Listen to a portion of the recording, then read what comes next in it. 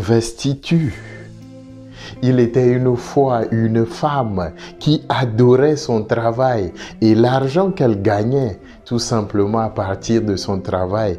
Elle était bien gestionnaire des ressources humaines dans son entreprise. Elle pouvait passer des heures, même supplémentaires. Et même quand elle était enceinte ou qu'elle mit au monde son bébé, elle pouvait passer des heures dans son travail.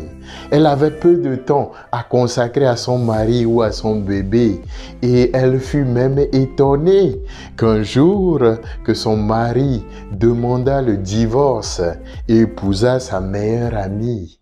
Vitamine BS, la vitamine de la bénédiction pour nourrir votre foi.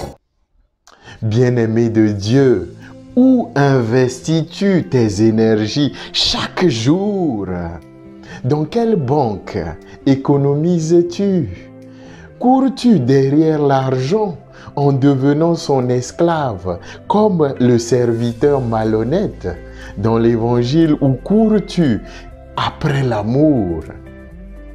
L'argent est toujours important pour vivre, être à l'aise.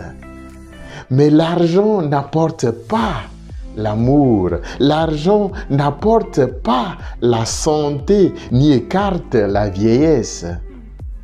L'argent ne libère pas de tous les problèmes, ni ne crée l'unité, ni le bonheur véritable. Cher ami, il est temps de comprendre qu'on ne peut être heureux ni heureuse seul. Tu peux avoir tout l'or du monde, mais dira Saint Paul, si tu n'as pas l'amour, tu n'es rien. Si tu n'as pas la générosité, tu n'es rien. Mammon, ou le dieu même de l'argent, entraîne dans la boue, dans les tombes, les sectes ésotériques. Bon nombre de nos jeunes et des adultes, de nos parents qui, après, perdent leur vie pour avoir sacrifié tout, et bon nombre de leurs talents, et après avoir sacrifié les proches. Chers amis, tout le monde crie qu'il n'y a pas l'argent.